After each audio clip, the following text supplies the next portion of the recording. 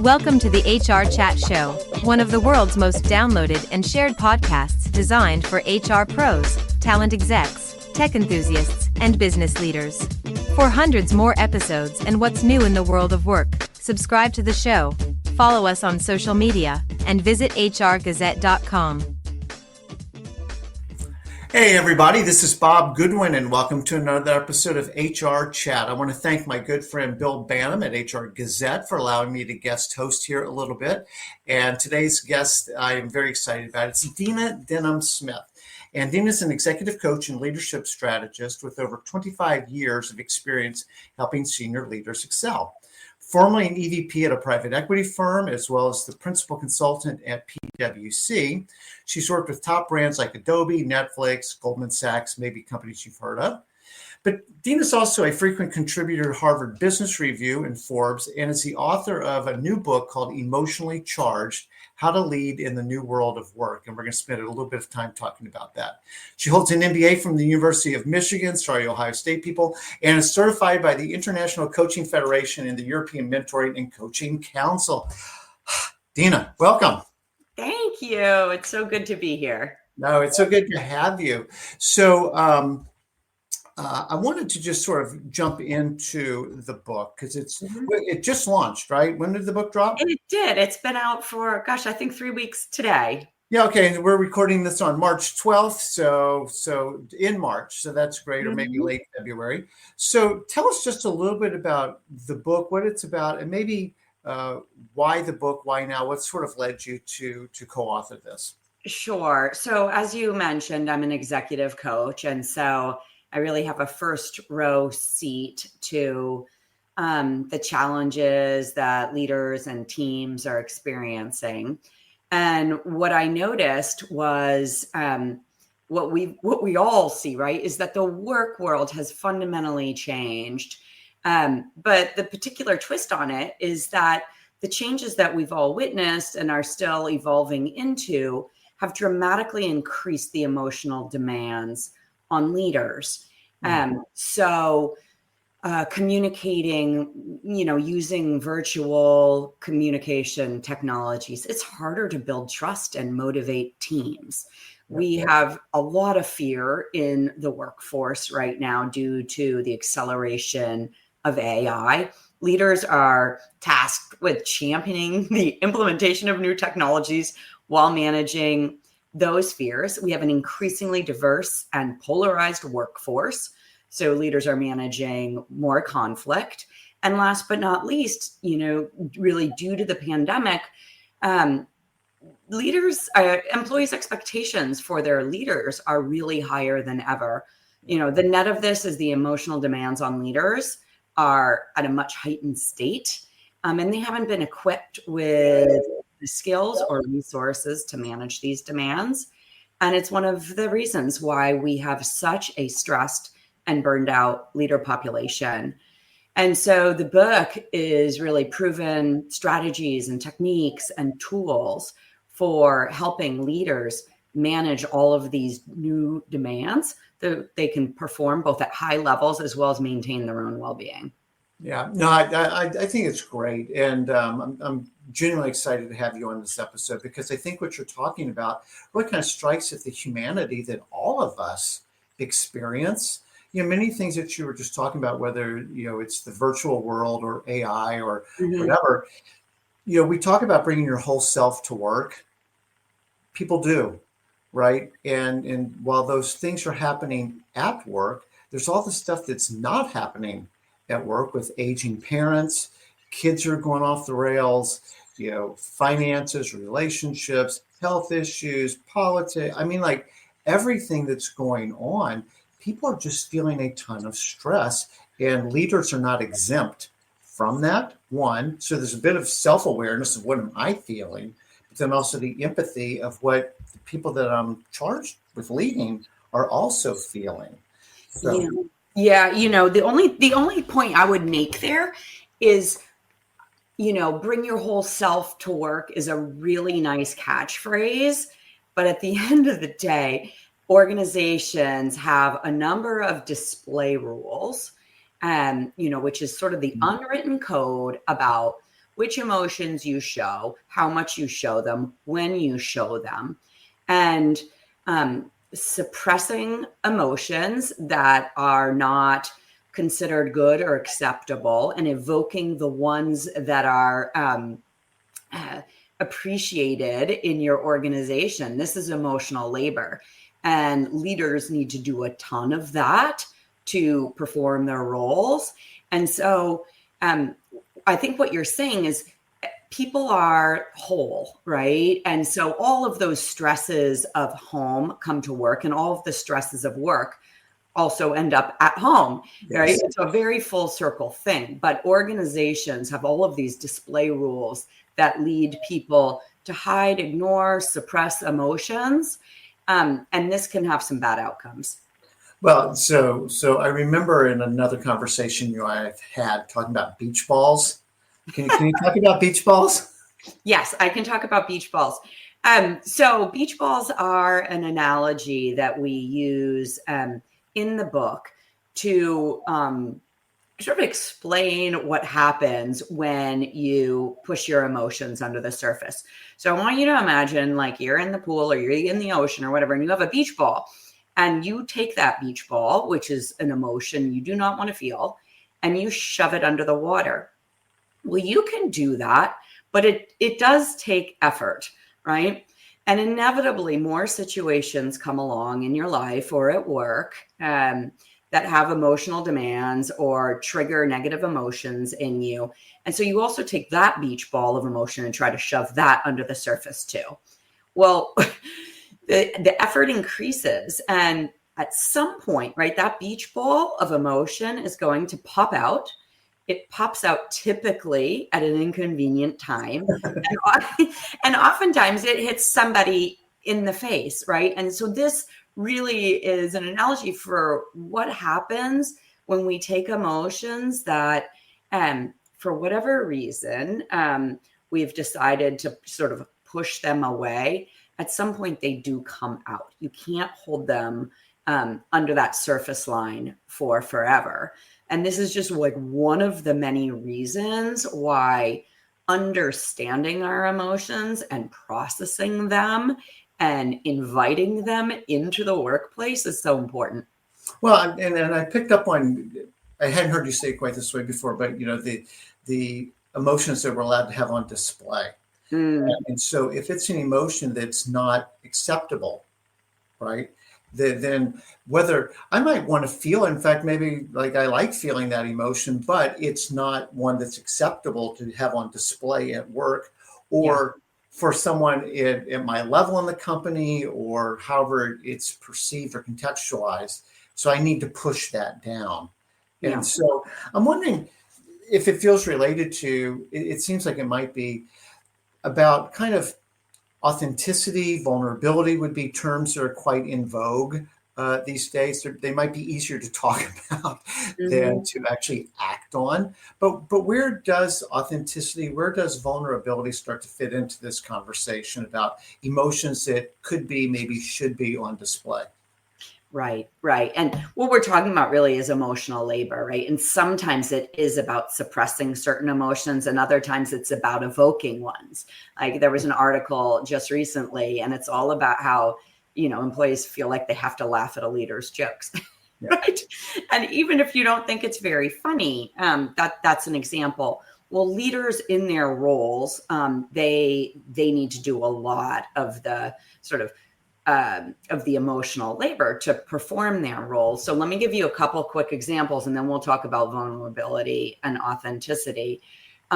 So one example for a leader would be like they wake up on the wrong side of the bed or they're exhausted, but they need to go into a team meeting and sort of be peppy, right? To motivate the team to, go the final mile on a big project, or they're feeling totally burnt out. They've had a horrible day, but an employee comes in to talk to them about a challenge, and they need to express a lot of empathy. When meanwhile, they could use some themselves. And these are just very basic examples.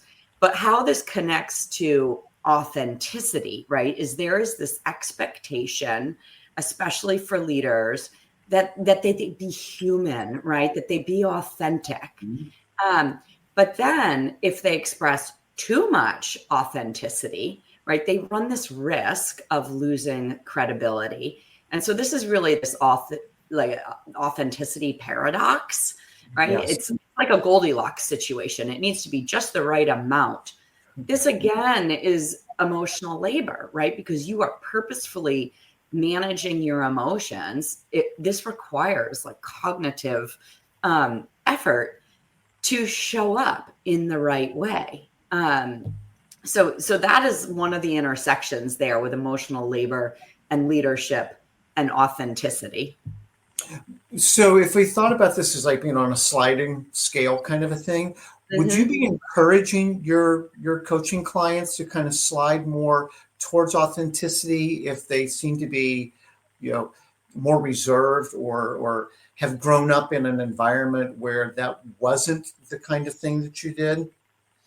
Generally speaking, yes. In that, leaders' actions are more powerful than their words. So saying you can bring your whole self to this team when someone is really shut down, like people are reading your behaviors. They listen in part to your words.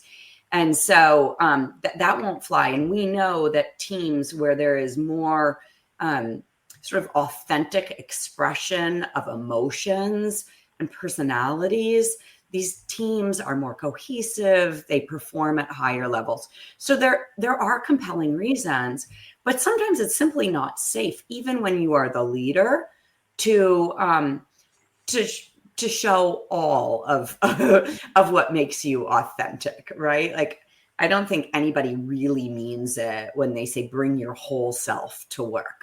Right. So No, I agree. And I mean, that's why we call it emotional intelligence. Like you need to have discretion. right. You need to be able to exercise judgment.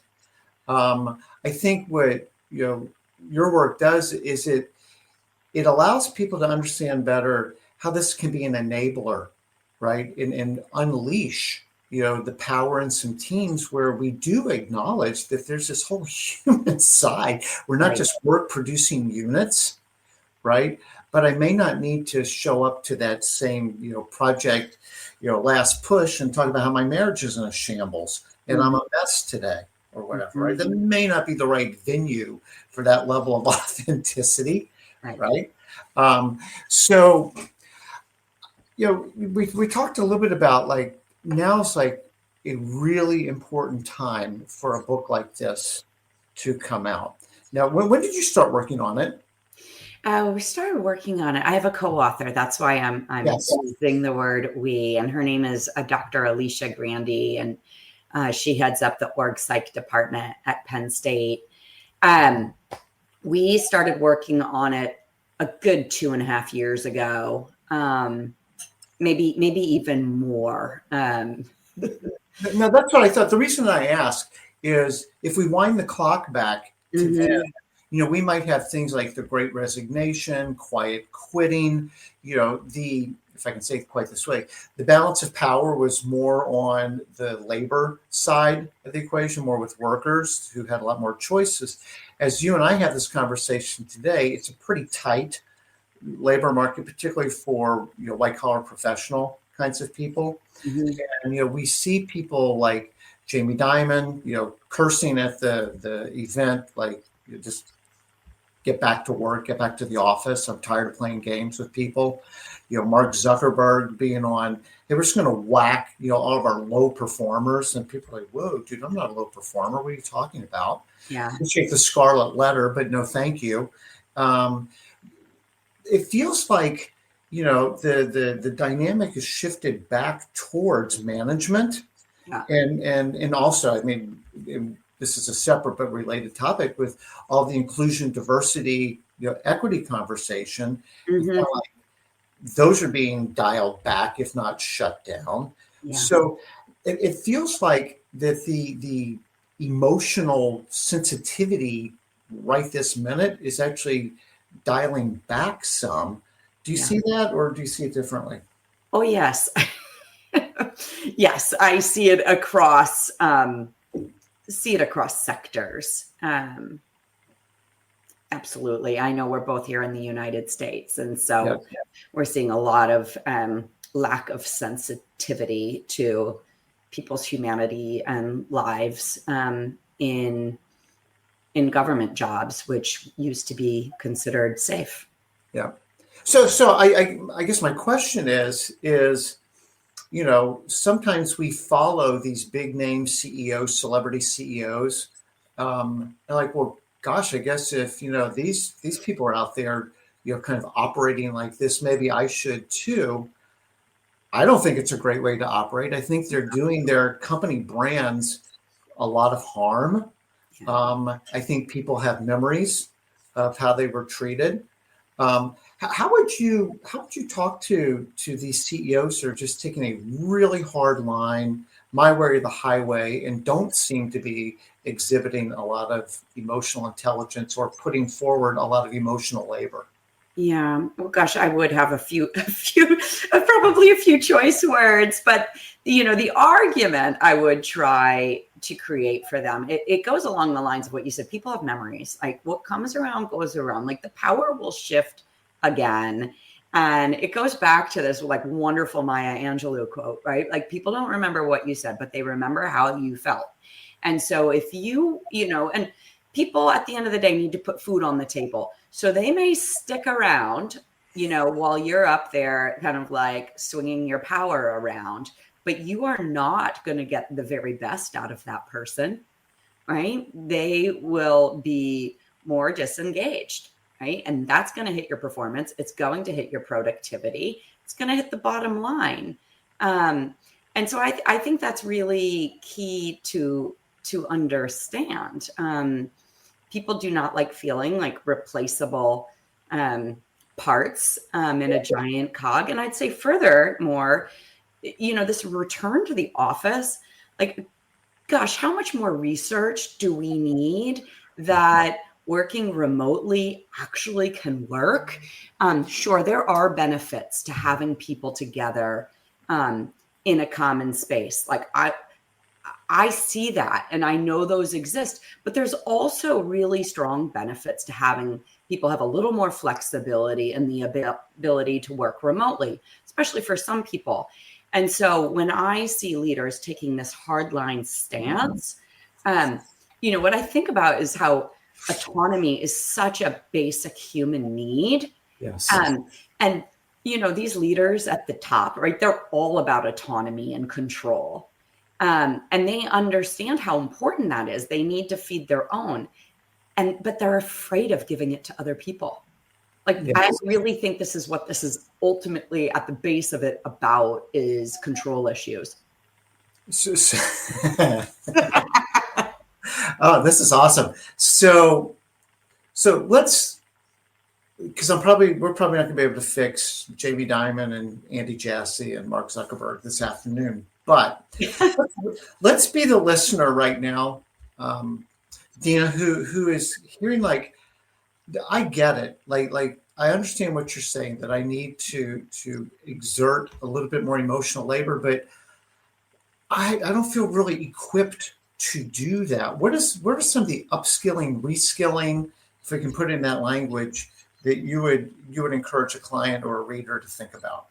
Yeah. Well, gosh, that's like the whole book, right? It's about, it is about the emotional skills for understanding and managing your own emotions in the workplace, as well as understanding and managing the emotions of others in the workplace. It is actually the skills that you need to perform the emotional labor that's required in your role, adaptively versus maladaptively.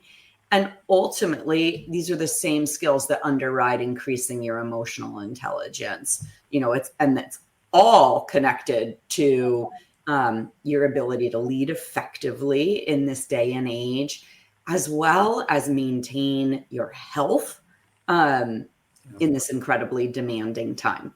So, So the whole book is really dedicated to answering that question you just asked me, but I think it starts with understanding like the truth about emotions. They still, despite years of talking about the importance of emotions at work and decades of evidence that confirm that fact, they're still really not invited in, right? And that's for a couple different reasons. There's a bunch of misconceptions, right? That emotions will interfere with decision making or good business, that negative emotions will destroy relationships, that showing certain emotions will make you weak or ineffective. And these get in the way, right, of emotions really being one of the really important things that are attended to at work. Now, the truth about emotions is that they are information. That's fundamentally what they are, is data. And it's important data that you can read in yourself. It's important data that you can read in others that helps you be so much more effective. But because of these misconceptions, and because we have a tendency to see certain emotions as good and certain emotions as bad, we don't attend to them. Like, they don't get the respect they rightfully deserve. So, gosh, first of all, I think a money slide in this interview would be emotions are data. Yeah. Right. And so that's a really interesting point. I was giving a talk yesterday to some HR professional group, and the question came from the audience.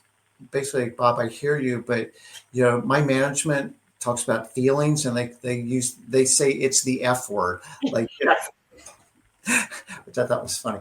But I mean, there is a belief that, like, feelings, like, this isn't about feelings, it's about facts, and you're saying feelings are facts if you know how to interpret them. Yeah, it's a different data source, right? Mm-hmm. We have our minds, which have been very well trained up through our education.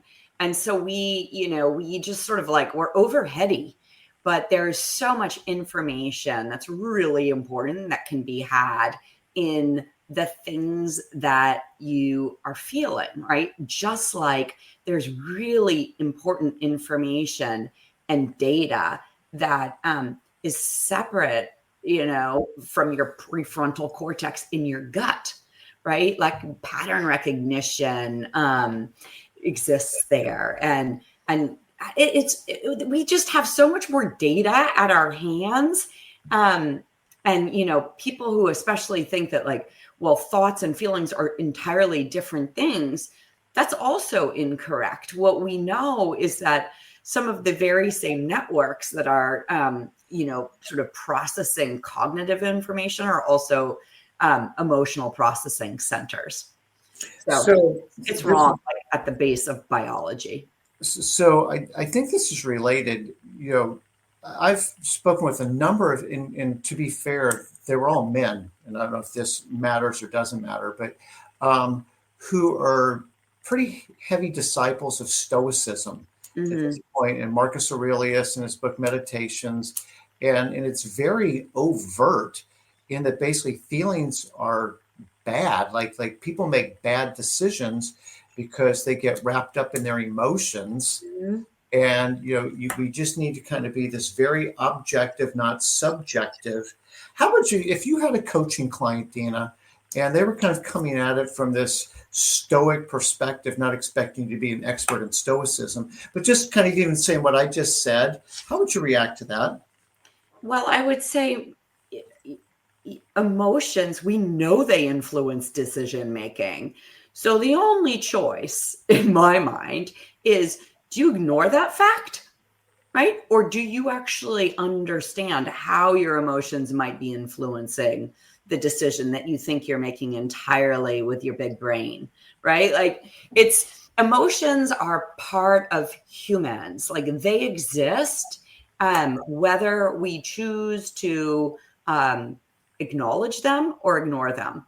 So I think that's a risky move. And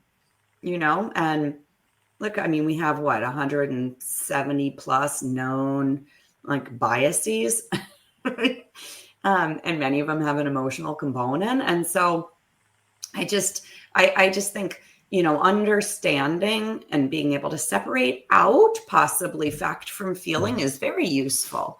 But pretending that your feelings don't influence your thinking is flawed.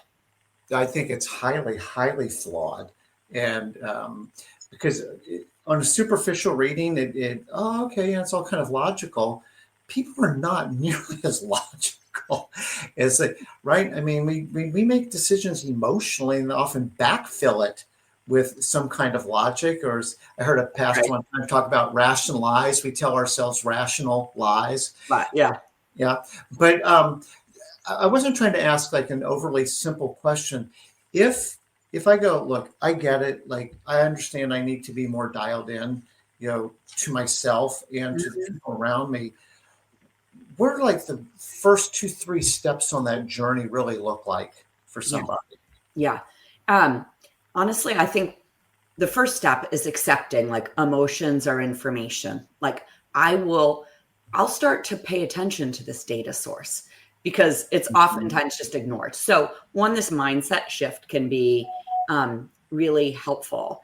2, I always think it's helpful to start with yourself, right? So pay attention to when you feel a rush of emotion. Like for instance, like I know because I've paid attention over time that like when I feel my gut start to clench, that I'm starting to get like pretty angry. Right. And it's a very good opportunity for me to take a deep breath and maybe, and just pause. And so when you feel a rush of emotions, I'd say, just quickly pause. Like, where do you feel it in your body? Because this will be your sort of warning system. And what is that? What is that emotion you feel? And rather than being, satisfied with like a sad, mad, glad kind of like massive umbrella term, try to unpack it, right? So there's multiple tools for doing this. My personal favorite is a feeling wheel. But, when you're like, I'm so mad, like, well, like, what kind of mad are you? Like, are you frustrated? Are you irritated? Are you irate? Are you feeling threatened? Are you, like, what is it? When we stay at the level of mad, sad, glad, it's like a painter having like 3 colors. And meanwhile, when we've got this rich emotional vocabulary and we spend the time to figure out what it is, not only does that help us like regulate our emotions, but it helps us, really understand what we need to do next, right? And so emotions, they all have like an action potential. and understanding what the emotion is tells you really what you need to do next, right? So for instance, if you're feeling sad and you like unpack that further and you feel betrayed by someone, that's really different than if you feel sort of remorse for, an action that you took that you now regret, right? And it suggests that you do different things. And so that's what I'd say. I'd say, allow them into your life, stop judging them as good and bad, notice where they show up in your body, and then unpack them and try to use as descriptive terms as possible. So that's five little things. There you go. No, that's 5 really big things. Because, even as we were talking, I appreciate you saying kind of start with yourself, because there is a little bit of lead thyself, right? If you can't lead yourself, how can you lead somebody else? That seems to be an oxymoron. But then the next place it seems that it would take it, to step 6 is to be able to now be more empathetic to other people because now I felt the same way. I know how you feel. It frustrates me too. And here's why it frustrates me. Tell me how it's making you feel, Yeah. right? And then can you talk about the role of empathy in this emotional labor? Yeah, absolutely. I'd say generally speaking, empathy is critical. I think the interesting thing about empathy is, I think there's two things. One, there are different kinds of empathy. And two, it is actually something that one can develop. Oh, okay.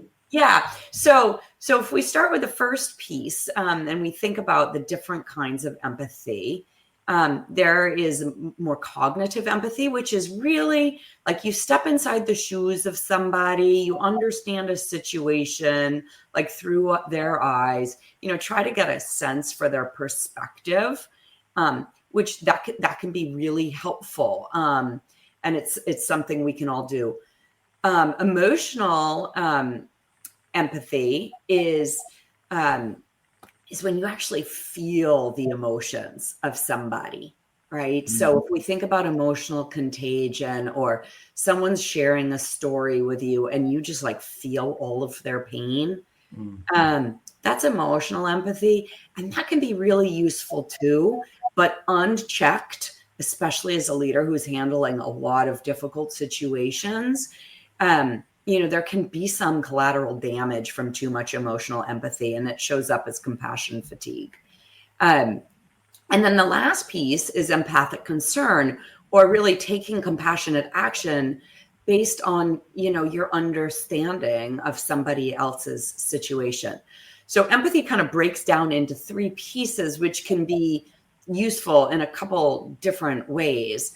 But one of the reasons why I love it is some people are like, they don't necessarily feel like I totally just get it or whatever. Like there's different ways to sort of peel this onion and show empathy and act empathetic. And again, this can be an emotion skill. It might not come naturally to you, but it's something that you can develop over time. And it's the same with all of these emotion skills. So nobody's born like incredibly emotionally skilled, right? Mm-hmm. Some people it maybe comes more naturally, but everybody can develop the emotion skills that are needed to be effective and healthy in today's workplace. Well, I think that's a key takeaway right from the book is that, and to your point, like, upskilling, reskilling, it's kind of the point of the book is that these can be learned. Right. So even if I self-identify as someone who is, maybe a little bit more, detached from my emotions, or maybe I believe that I am, if I am or not is a different topic. But it's like, hey, I can learn this stuff. Like I listen to Dina and she's amazing. And like, wow, I wish I was as emotionally dialed in as she is. But you can learn to be, right? 100%. One of the stories that I like sharing with people when the opportunity is there is, I was a leader earlier in my career. I was a management consultant, and then I was in a number of different leadership roles. And I didn't grow up in some hugely enlightened family where we talked about feelings, right? Like it was just like, work hard, be a good girl. That's a good, that you got a good egg, good job. Let's see more of those, right? Like there wasn't a lot of room for feelings. And then, this is now, gosh, a number of years ago, and emotions were even less a part of, work and leadership. And I developed, and I really prided myself on this ability to be calm, cool, and collected at all times.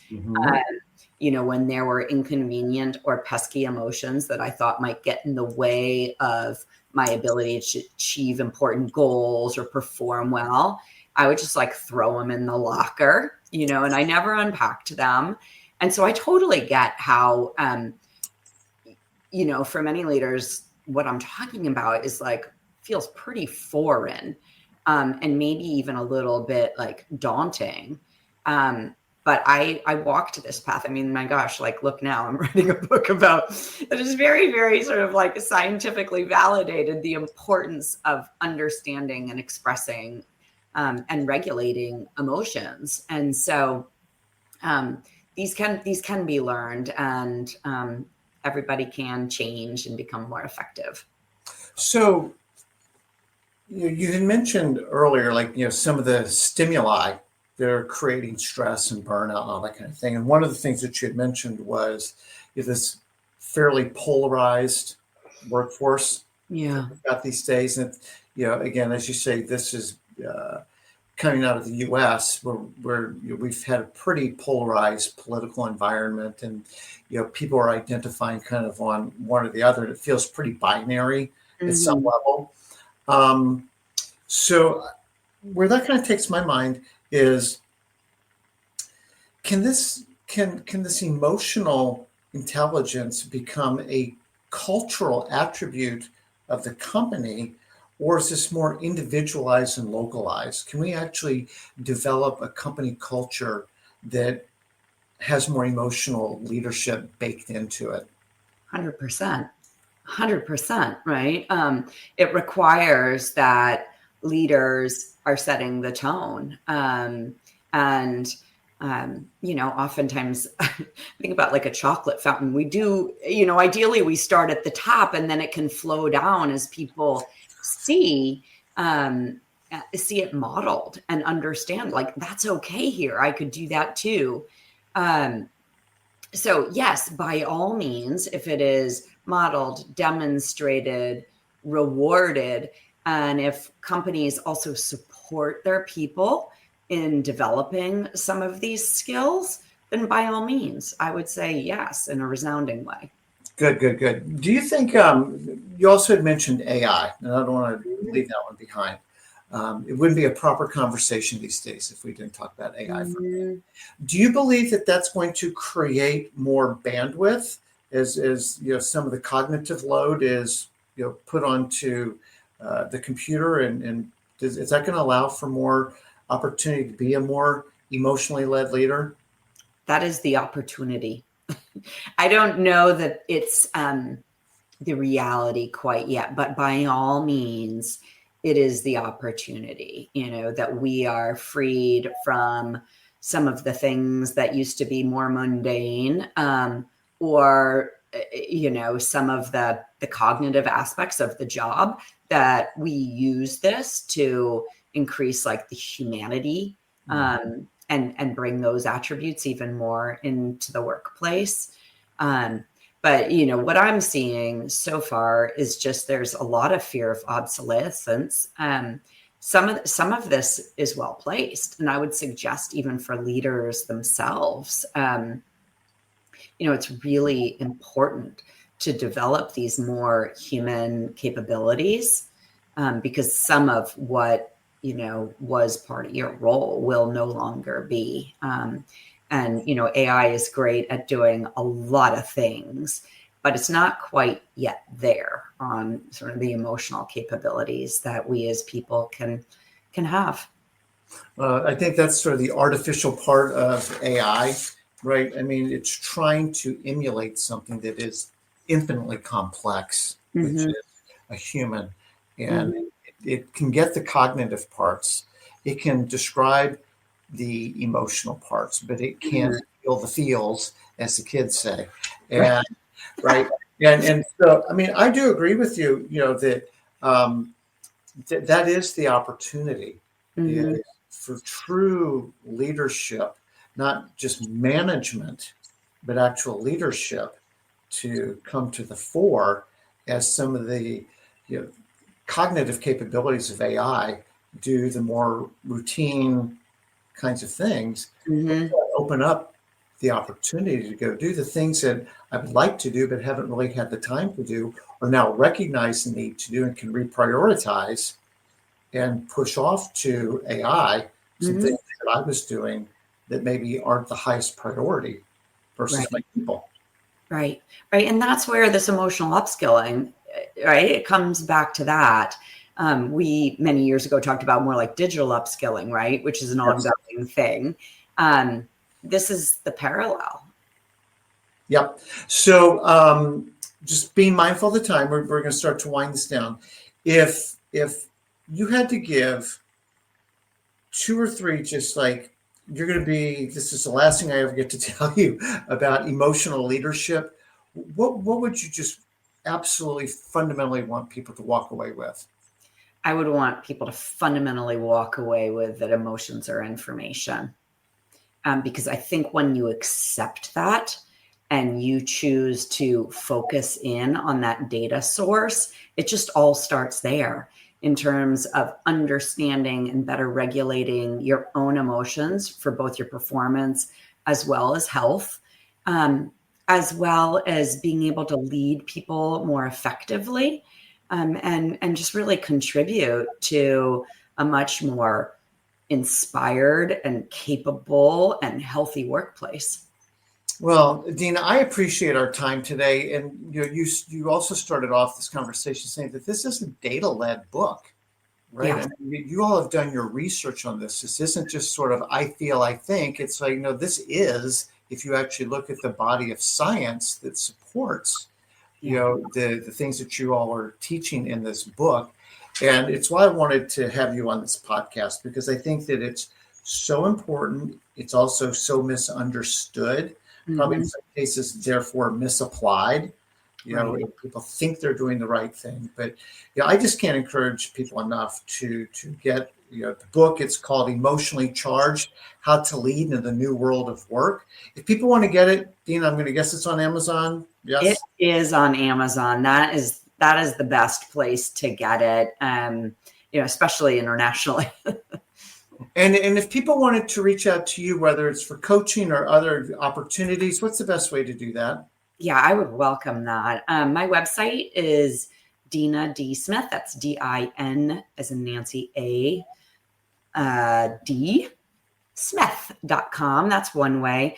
The second way is to find me on LinkedIn. Dina Denham Smith will pull me right up. Awesome. We'll make sure that's in the show notes as well. Dina, thank you so much. I love the book. I love how you're helping, influence influencers and shape leadership, because it has a cascading effect that benefits everybody. But I really appreciate the work you've done in the book and what you're sharing with people. You're making the world a better place. So thank you. Thank you. And thank you for giving me the opportunity to talk about it with you today. Really appreciate it. Of course. And Bill Banham, thank you. HR Chat, HR Gazette, thank you all for the opportunity to share. And we will see you guys on the next episode. This episode of the HR Chat podcast is supported by Deal. Are you looking for an all-in-one solution to manage your global workforce? With Deal, you can easily onboard global employees, streamline payroll processes, and ensure local compliance, all in one flexible, scalable platform. Join thousands of companies who trust Deal with their global HR needs. Visit Deal.com today, that's DEEL.com, to see how you can start managing your global team with unmatched speed, flexibility, and compliance. Thanks, and we hope you enjoy this HR Chat episode.